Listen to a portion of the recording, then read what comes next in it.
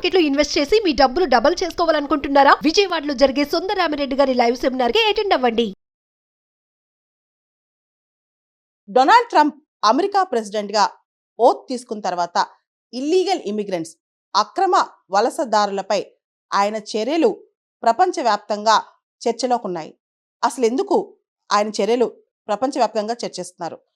చాలా మంది ఇప్పటికే అమెరికాలో, ముఖ్యంగా లాటిన్ అమెరికా దేశాల నుంచి, మెక్సికో కానీ, గ్యూటామెలా కానీ, బ్రెజిల్ కానీ, వెనిజులా కానీ, ఇలా చాలా దేశాల నుంచి అమెరికాకి బెటర్ లైఫ్ స్టైల్ కోసం, బెటర్ లైఫ్ చాయిసెస్ కోసం వెళ్తారనమాట. చాలా మంది డంకీ రూట్స్ లేదా డాంకీ రూట్స్ ద్వారా వెళ్తారు. అంటే ఇల్లీగల్గా ప్రాపర్ పేపర్స్ లేకుండా అక్కడికి వెళ్ళిన వాళ్ళు ఉన్నారు లాటిన్ అమెరికా నుంచి. డొనాల్డ్ ట్రంప్ ఎలక్షన్ ప్రామిసెస్లోనే ఒక ప్రామిస్, ఇల్లీగల్ ఇమిగ్రెంట్స్ని అమెరికాలోంచి తరిమేస్తాను, ఇమీడియట్గా తరిమేస్తానని చెప్పి.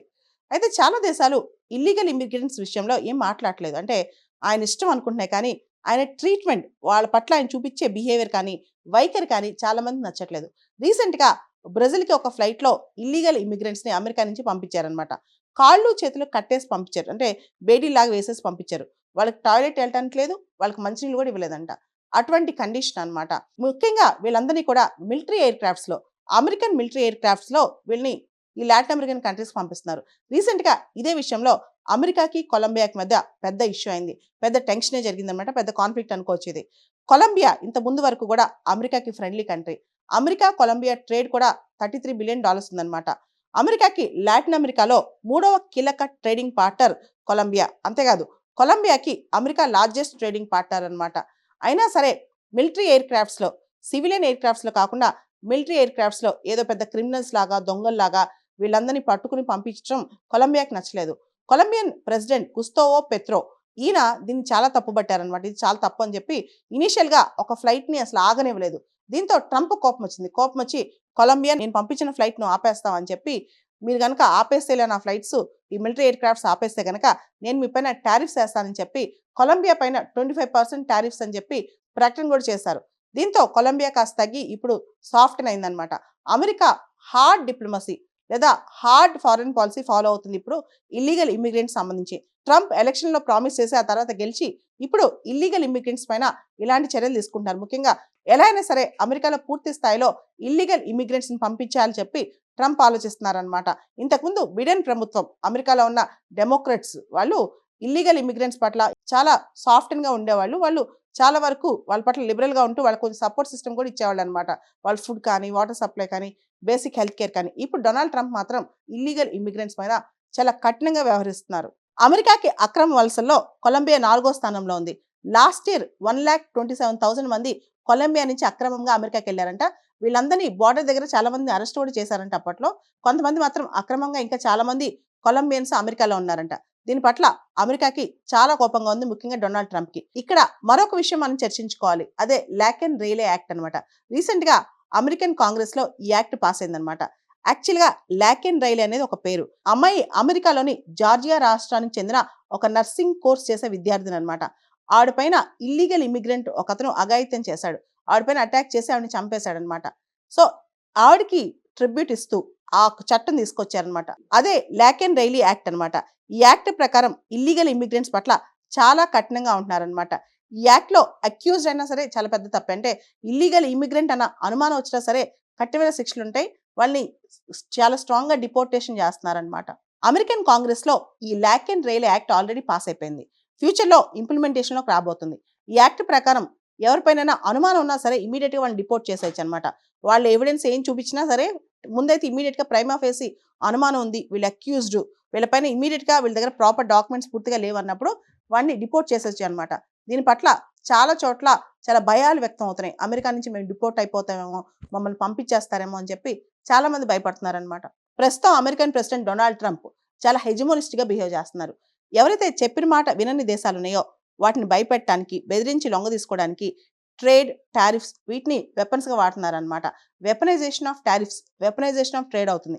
అంటే మీ పైన, మీ గూడ్స్ పైన ఇంత శాంక్షన్స్ వేస్తాం, ఇంత టారిఫ్స్ వేస్తాము, లేదా మిమ్మల్ని రానేము, ఇలాంటివి చేస్తున్నారన్నమాట. దాంతో దేశాలు ఏదైతే డెవలపింగ్ కంట్రీస్ ఉంటాయో వీటికి భయపడి అమెరికా అఘాయిత్యాలకి తలొగ్గాల్సి వస్తుంది.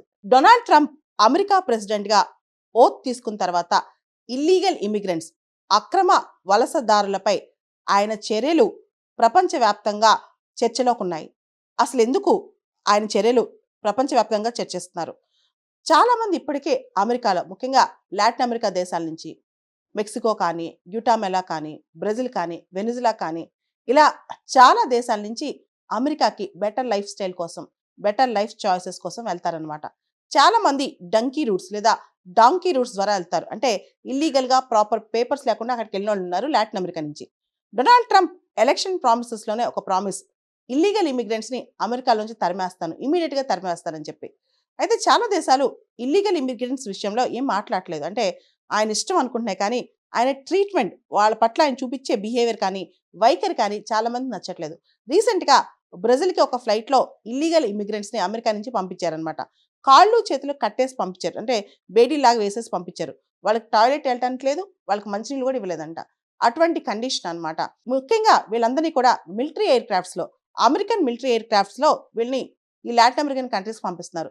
రీసెంట్గా ఇదే విషయంలో అమెరికాకి కొలంబియాకి మధ్య పెద్ద ఇష్యూ అయింది. పెద్ద టెన్షనే జరిగిందనమాట. పెద్ద కాన్ఫ్లిక్ట్ అనుకోవచ్చు ఇది. కొలంబియా ఇంత ముందు వరకు కూడా అమెరికాకి friendly country. America Colombia trade కూడా $33 బిలియన్ ఉందన్నమాట. అమెరికాకి లాటిన్ అమెరికాలో 3వ కీలక ట్రేడింగ్ పార్ట్నర్ కొలంబియా. అంతేకాదు, కొలంబియాకి అమెరికా లార్జెస్ట్ ట్రేడింగ్ పార్ట్నర్ అనమాట.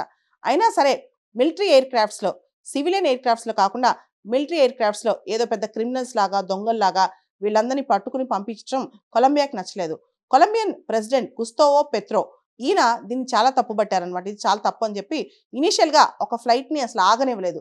దీంతో ట్రంప్ కోపం వచ్చింది. కోపం వచ్చి, కొలంబియా నేను పంపించిన ఫ్లైట్ను ఆపేస్తామని చెప్పి, మీరు కనుక ఆపేస్తేలే నా ఫ్లైట్స్, ఈ మిలిటరీ ఎయిర్ క్రాఫ్ట్స్ ఆపేస్తే కనుక నేను మీ పైన టారిఫ్స్ వేస్తానని చెప్పి కొలంబియా పైన 25% టారిఫ్స్ అని చెప్పి ప్రకటన కూడా చేశారు. దీంతో కొలంబియా కాస్త తగ్గి ఇప్పుడు సాఫ్ట్ అయిందనమాట.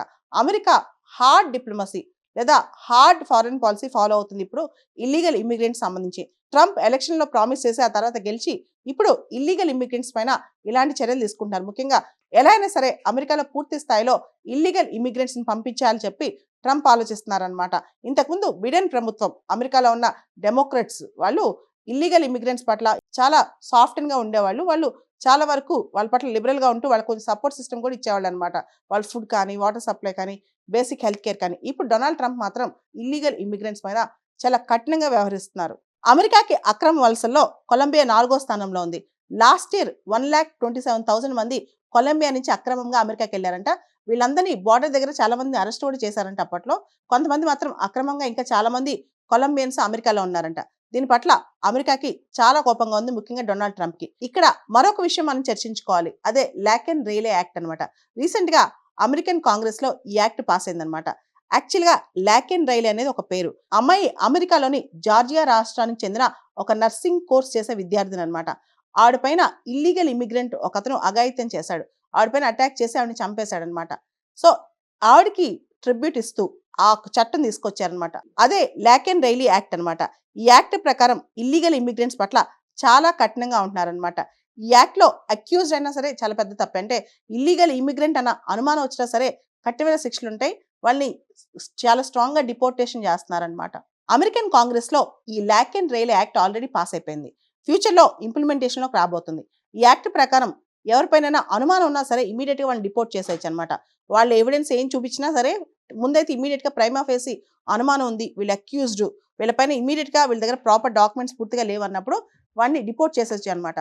దీని పట్ల చాలా చోట్ల చాలా భయాలు వ్యక్తం అవుతున్నాయి. అమెరికా నుంచి మేము డిపోర్ట్ అయిపోతామేమో, మమ్మల్ని పంపించేస్తారేమో అని చెప్పి చాలా మంది భయపడుతున్నారనమాట. ప్రస్తుతం అమెరికన్ ప్రెసిడెంట్ డొనాల్డ్ ట్రంప్ చాలా హెజమోనిస్ట్గా బిహేవ్ చేస్తున్నారు. ఎవరైతే చెప్పిన మాట వినని దేశాలు ఉన్నాయో వాటిని భయపెట్టడానికి, బెదిరించి లొంగ తీసుకోవడానికి ట్రేడ్, టారిఫ్స్ వీటిని వెపన్స్గా వాడుతున్నారనమాట. Weaponisation of tariffs, weaponisation of trade అవుతుంది. అంటే మీ పైన, మీ గూడ్స్ పైన ఇంత శాంక్షన్స్ వేస్తాం, ఇంత టారిఫ్స్ వేస్తాము, లేదా మిమ్మల్ని రానేము, ఇలాంటివి చేస్తున్నారన్నమాట. దాంతో దేశాలు ఏదైతే డెవలపింగ్ కంట్రీస్ ఉంటాయో వీటికి భయపడి అమెరికా అఘాయిత్యాలకి తలొగ్గాల్సి వస్తుంది. హాయ్. మొట్టమొదటిసారిగా మన విజయవాడలో క్లాస్ రూమ్ ట్రైనింగ్ అండి, 1 డే క్లాస్ రూమ్ ఎన్విరాన్మెంట్లో ఆఫ్లైన్ వెబినార్ జరగబోతుంది. అంటే ఇంట్రెస్ట్ ఉన్న పార్టిసిపెంట్స్ ఈ కింద స్కూల్ అవుతున్న నెంబర్కి రింగ్ చేసుకొని సీట్ బుక్ చేసుకోండి. దీంట్లో ఈటీఎఫ్స్, index funds and mutual funds మీద completely and hand holding experience మీకు ప్రొవైడ్ చేయబడుతుంది. దీని ద్వారా ఏంటంటే మనం ఎసెట్స్ని స్టాక్ మార్కెట్లో ఎలా మేనేజ్ చేసుకోవాలి, ఎలా గ్రో చేసుకోవాలి, ఎలా ప్రొటెక్ట్ చేసుకోవాలో అంటే ప్రాక్టికల్గా నేర్చుకుంటారు. అండ్ మీ ఇప్పటి వరకు మనం ఆన్లైన్లోనే మీరు అటెండ్ అవుతున్నారు. ఇక నుంచి మీరు మన విజయవాడ సిటీలోనే అండ్ లైవ్లో క్లాస్ రూమ్ ఎన్విరాన్మెంట్లోనే నేర్చుకునే ఛాన్స్ దొరుకుతుంది. కాబట్టి ఇంట్రెస్ట్ ఉన్న పార్టిసిపెంట్స్ కింద స్క్రోల్ అవుతున్న నెంబర్కి పింగ్ చేసి సీటు రిజర్వ్ చేసుకోండి. Thank you.